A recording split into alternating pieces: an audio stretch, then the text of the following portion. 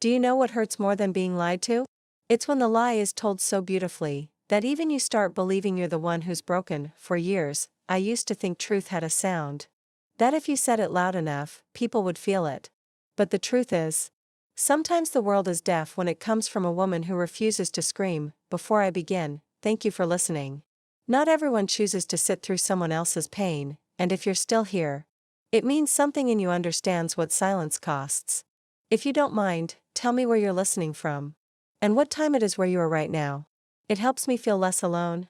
Knowing someone, somewhere, is awake with me. My name is Margaret Hale, and for most of my life, people called me the calm one. The one who never raised her voice, never made a scene, never fought back. Maybe that's why they thought they could rewrite my story, and I would stay quiet. I wasn't born strong. Strength came later, in pieces, every time someone I loved chose comfort over truth. For 27 years, I was married to Richard Hale, a man everyone admired. He was smart, smooth, the kind of person who could make you believe the storm outside was your imagination. Together, we built a small design company, Hale & Company, from scratch. We started with nothing but borrowed chairs, 2 computers, and dreams that smelled like wet ink and coffee. He handled the clients. I handled the work. He smiled at the cameras. I stayed behind the sketches. We made a good team, until one day, I stopped being useful to his story. It began small. Little things that didn't add up, invoices missing, transfers I didn't authorize, vendors I didn't know. When I asked questions, he laughed it off. You worry too much, Maggie. You've always had that anxious streak. He said it with a smile, the kind that makes others laugh with him, even when you're the punchline, but I couldn't shake the unease. I spent nights at my desk, tracing back the numbers, checking every document. And one night, I found it, a series of payments to an offshore account. All under his name and mine. My name. The same name he would later say was too fragile to handle stress. The next morning, I showed him the proof, my hands trembling but my voice steady. I thought he'd deny it, or explain it, or even get angry. Instead, he sighed, sat me down, and said the words that froze my blood. Maggie, you're not well. You haven't been for a while. He told me I was overworked, paranoid, losing touch with reality. He said it softly, like a man who cared. Then, he called our son, Adam, and told him, your mother's been seeing things that aren't there. It was the first time in my life that my own truth was turned into a symptom. Adam came over that night, worried, confused. He hugged me gently, like I was made of glass, and asked if I'd been taking my medication. Medication I never had, and just like that, the story began, a story written about me, not by me. Soon, whispers started spreading, at work, among friends, even in the church I went to every Sunday. She's not herself these days. Richard's doing his best, it must be so hard for him. I'd walk into a room and watch conversations die mid-sentence. The cruelest part? They did it so gently. No shouting, no cruelty, just a slow, quiet exile wrapped in care. Then came the day Richard suggested I take a break. He said, you need rest, Maggie. You've carried too much. He framed it like a gift, a few months away from work, time to heal. He told the staff I was taking a mental health leave. He changed the passwords, transferred my shares temporarily, and made sure the company mail stopped coming to me, and I, the woman who had built the company with her own hands, became a guest in my own office. When I showed up one morning to clear my desk, Adam stood there, blocking the door, eyes full of pity. Mom, please don't make this harder. Do you know what it feels like to watch your own child believe a lie about you, not because they're cruel, but because it's easier than facing the truth? It's a kind of heartbreak that doesn't bleed. It just burns quietly inside your chest. After that day, I left. No one asked me where I was going. Not my husband. Not my son. Not even my daughter, Grace, who'd always been my shadow. Maybe she wanted to ask, but fear and comfort sound the same when you've been taught not to disturb peace. I moved into a small rented flat outside the city. No one knew my address. No one cared to ask. I sold my jewelry, kept my old laptop, and started freelancing, small design jobs, logos, house plans, anything that kept me busy enough to not think. The nights were the hardest. Silence grows loud when you've been gaslighted long enough. Every creak sounds like doubt whispering, maybe they're right. Maybe you are crazy. But something strange happened in that silence. I began to see clearly, how carefully they'd built their narrative. How Richard had moved money under my name, creating a paper trail that would make me look guilty if it ever came out. And how my absence had made his empire grow. They called me crazy. But crazy women don't disappear, they watched. I started keeping notes. Dates. Transactions. Emails I still had access to. Not because I wanted revenge, I was too tired for that. I just wanted truth to have a voice again. Then one day, a letter came, from Evelyn Moore, my old colleague and friend. She had quietly left the company after I did. The letter said, "Margaret, I don't know if you'll read this. But you were right." Attached were copies of financial reports, doctored invoices, Richard's signatures, missing tax entries. The evidence I had needed all along. I remember staring at those pages for hours, not in anger, but in disbelief. For years, they'd called me unstable. And now, every word I'd said was sitting right there, stamped and signed. That night, I didn't cry. I didn't even smile. I just sat in the quiet and thought, maybe silence isn't weakness. Maybe it's the only space truth can grow in without being crushed. I didn't know it then. But that night was the beginning of their downfall, and the slow rebirth of my own voice, because truth doesn't die when people stop believing it. It just waits for the moment everyone runs out of lies. ****. Have you ever seen a wall crumble? Not from an explosion, but from the quiet rot inside it? That's what happens when lies grow old. They don't fall all at once. They start whispering through the cracks. First, months passed after that letter from Evelyn arrived. The world had already labeled me unstable, so I didn't rush to prove them wrong. I had learned something far more powerful than defense: observation. When the world stops believing your words, you learn to let evidence speak. And evidence, unlike emotion, doesn't beg to be heard. It just waits. Like I did. I started small, quietly rebuilding my portfolio under a different name. Clients didn't know who I really was. They just knew my work was clean, honest, and precise. Soon, word spread, that anonymous designer who never missed a deadline. I didn't tell them my name, not yet. I wasn't ready to be recognized. Meanwhile, Hale and Company was shining brighter than ever, at least on the surface. Richard had rebranded, brought in investors, launched a glossy campaign with my old designs. Everywhere I looked, billboards, magazines, television spots, my fingerprints were there. He hadn't just stolen my name. He'd stolen my legacy, but what he didn't realize was that legacy can't be copied. It can only be earned, and he was running out of people to fool. One evening, I was working late when a message appeared in my inbox from an unfamiliar sender. Subject line: "They're using your old designs again, you should see this." It was Evelyn. She'd been keeping quiet too, but like me, she'd been watching. Attached were leaked internal emails, Richard's investors questioning missing reports, tax audits postponed, and one cryptic line from the finance director: "If Margaret ever resurfaces, this entire house of cards collapses." For the first time in years, I smiled. Not out of joy, but out of clarity. I didn't need to storm into his office. I didn't need revenge. All I had to do was exist again. So, I started planning. Every night, I'd walk to the same cafe on the corner, a small place with flickering yellow lights and the smell of burnt espresso. I'd sit in the back booth, open my old laptop, and work in silence. The barista, a kind young woman named Lila, started saving me my favorite table. She once said, "You look like someone who's rebuilding something big." I laughed softly. You could say that. Piece by piece, I collected proof. Every stolen sketch, every forged document, every lie he'd printed under my name. I kept them in a small folder, MH Truth. No one knew it existed except me and Evelyn, and slowly, like frost forming overnight, Richard's perfect world began to freeze. Rumors started circulating. Investors pulling out. Suppliers demanding overdue payments. Clients complaining that designs lacked soul. The same designs that once defined us, now lifeless under his command.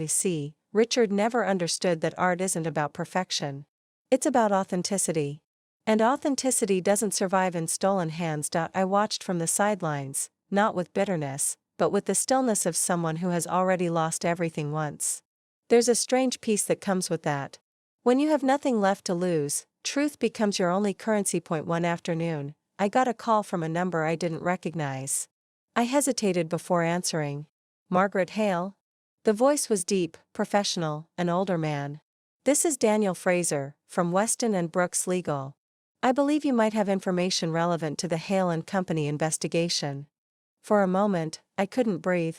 It had begun, apparently, a whistleblower, Evelyn, had provided documents linking Richard to fraud and intellectual property theft. The authorities needed the original source, my name, to validate the case. The same name he'd erased from the company. I didn't respond right away. I told Daniel I needed time. After all, coming forward meant reopening old wounds, facing my son, my family, the people who had turned their backs on me. But I also knew silence had done its job. It had protected me long enough. Now, it was time to let it speak. I met Daniel 2 days later.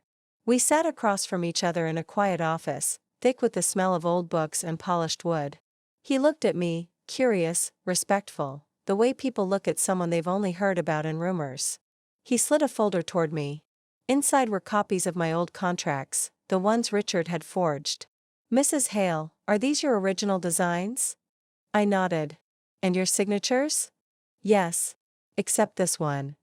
I pointed to the document that had been altered, the one that transferred my shares, temporarily. Daniel leaned back in his chair. "Then this changes everything." That night, as I walked home, the city lights looked different. Not brighter, just honest.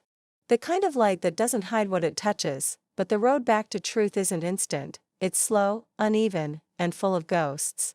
When the story broke weeks later, design mogul under investigation for fraud, my phone didn't stop ringing. Reporters, old friends, even neighbors who hadn't spoken to me in years. But the call that mattered came late one evening. "Mom?" Adam's voice. The same son who had once stood between me and my own office door. He sounded small. "They're saying horrible things about Dad. Tell me they're not true." I paused. How do you tell your child that truth and love sometimes stand on opposite sides of a battlefield? I said softly, "Adam, I don't need to tell you anything. You'll see for yourself soon enough." He started crying. "I didn't know, Mom. I swear I didn't." I believed him. He wasn't cruel, just blind. And blindness is the easiest disease to catch when lies are beautiful. In the weeks that followed, Richard's empire crumbled piece by piece. Accounts frozen. Projects cancelled. His face, once the emblem of success, now printed beside headlines like "Fraud Allegations" and "Hale Scandal Deepens." He tried calling me once. I didn't answer. Some truths don't need to be spoken, they just need to be witnessed. By then, I had quietly started something new, a design consultancy under a simple name, Mar and Company. No publicity. No grandeur. Just clean, honest work. Ironically, clients who'd once left Hale and Company began finding their way to me again, drawn to the same authenticity he'd tried to bury, and through it all, I never said a word publicly. Not one interview. Not one "I told you so." Silence had been my prison, and now, it was my weapon. I learned that sometimes, revenge doesn't need fire or fury. Sometimes, justice arrives quietly, in the shape of a document, a phone call, or a single truth spoken at the right time. Richard's downfall didn't make me happy, it made me free. Because for the first time in years, I could breathe without being edited, but I knew the story wasn't over yet. He still had one thing left, the company's final contract, the one that bore both our names. The irony? Without my signature, he couldn't sell it. The same woman he called unstable was now the only person who could close his last deal, and I wasn't done being silent. Not until silence became the loudest sound in the room. Do you know what real power sounds like? It isn't a scream. It isn't applause. It's silence, the kind that settles after years of noise. When the truth finally stops running and just stands still. That's what that morning felt like. Still. Clear. Heavy with everything unspoken. The sky outside my window was gray, not stormy, just undecided. Like it couldn't choose between rain and light. I took it as a sign. The world wasn't sure what to do with me anymore. The woman they'd called crazy, fragile, finished. And yet, here I was, about to write the final line in a story no one expected me to survive. The call came at 8:17 a.m. A calm, cautious voice from Richard's lawyer, "Mrs. Hale. Mr. Hale would like to meet with you, regarding the pending ownership transfer. He believes it's time to resolve things. Amicably." Amicably. The same man who once erased my name from the company's letterhead now wanted peace. I almost laughed, but I didn't. There's a kind of victory that isn't meant to be laughed at. it's meant to be felt. I told him I'd come. The office looked smaller than I remembered. Maybe because I'd grown taller, not in height, but in understanding. Walls that once intimidated me now just looked tired, lined with dust and old photographs that tried too hard to hide decay. Receptionists who used to avoid eye contact now whispered when I walked past, and then there he was, Richard Hale. The man who had once been both my husband and my undoing. He stood near the window. His reflection fractured by the glass. He looked older, thinner, his arrogance deflated but not entirely gone. "Margaret," he said, his tone rehearsed, polished, the way liars speak when they're out of practice. I nodded. "Richard." He gestured toward the table where a single document waited, the new contract. "This will finalize the sale. Once you sign, the company will be officially dissolved. We can both move on." "Move on?" He said it like it was simple. As if moving on was a door you could just walk through after burning the house down. I sat down slowly. The paper was thick, expensive, the kind of paper people use to make a lie look official. At the bottom, 2 lines waited for signatures, Richard Hale and Margaret Hale. Side by side. Just like old times. He leaned forward. "You'll be compensated fairly." I made sure of that. I smiled faintly. "You always did love numbers more than people." He didn't respond. Maybe because for once, he didn't have a defense. For a moment, we just sat there in silence, 2 people who had built an empire together and then watched it rot from within. I studied his face. The man who had once spoken so confidently about vision, legacy, power.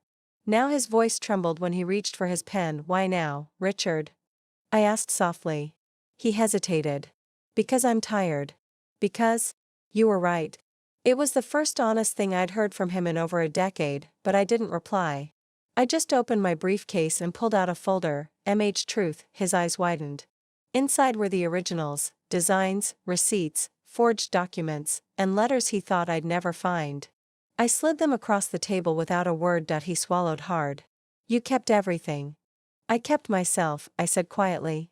"The rest came with it." He reached for the pen again, but I stopped him. "No, Richard. Not yet." He froze. I leaned back in my chair. "Before we sign anything, you need to understand something. This," I tapped the folder, "isn't about revenge. I don't need to ruin you. You've already done that yourself." He stared at me, confused. "Then what do you want?" I met his gaze, steady, calm, unbroken. "I want my name back." The room went still. He blinked, then looked away, out the window, toward the city that no longer bowed to him. Finally, he nodded. "It's yours." Just like that. No argument. No manipulation. Because he knew, this time, silence wasn't submission. It was judgment. I took the pen, signed my name with steady hands, Margaret Hale. For the first time in years, my name didn't tremble. When I looked up, he was still watching me, as if realizing the weight of what had just happened.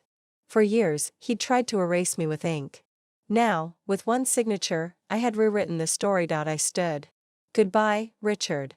He didn't stop me. Didn't argue. Didn't beg, because there comes a moment when a man realizes he's not facing his ex-wife, he's facing his own reflection. Outside, the air smelled different. Like freedom and rain, that strange mix of endings and beginnings. I walked past the old building sign, where Hale and Company was still faintly visible beneath a layer of dust. Soon, that name would disappear too, but I didn't want to rebuild the same thing. I wanted to create something new. So, I reopened my old studio, just one room, sunlight filtering through cracked blinds, a pot of tea on the side table. Evelyn joined me, and Lila, the barista, started helping part-time. It wasn't about fame anymore. It was about truth in creation. We called it the Atelier. No surname. No ownership drama. Just a space for honest work. Within months, clients started coming, quietly, steadily. People who wanted designs with heart, not headlines.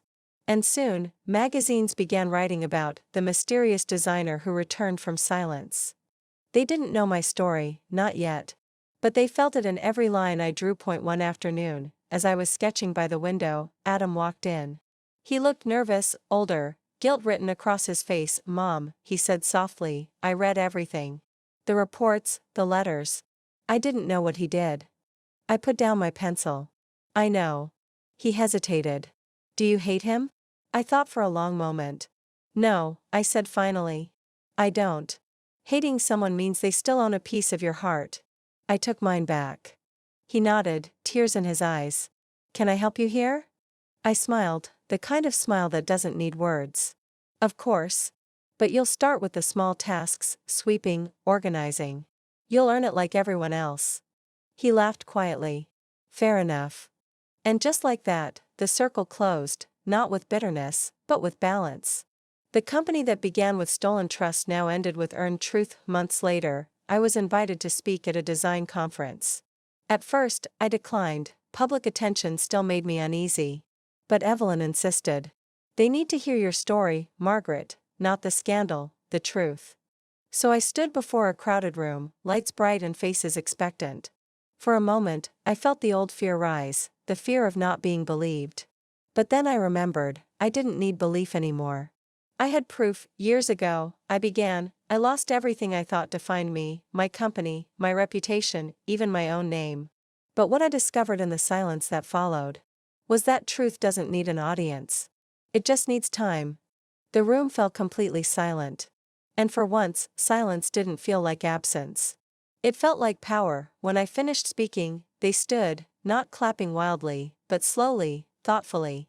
Not for the designer I once was, but for the woman I had become. That night, as I walked home, I passed the old Hale and Company building again. The sign was gone. In its place, a new banner fluttered under the streetlight, the Atelier, founded by Margaret Hale. I stopped and watched the wind ripple through the letters. Not pride. Not victory. Just peace. Sometimes justice doesn't shout. Sometimes it whispers in your own handwriting, on the line you once thought you'd never sign again, and that's the irony. Life never tells you until the very end. The moment you stop chasing validation is the moment everyone finally listens.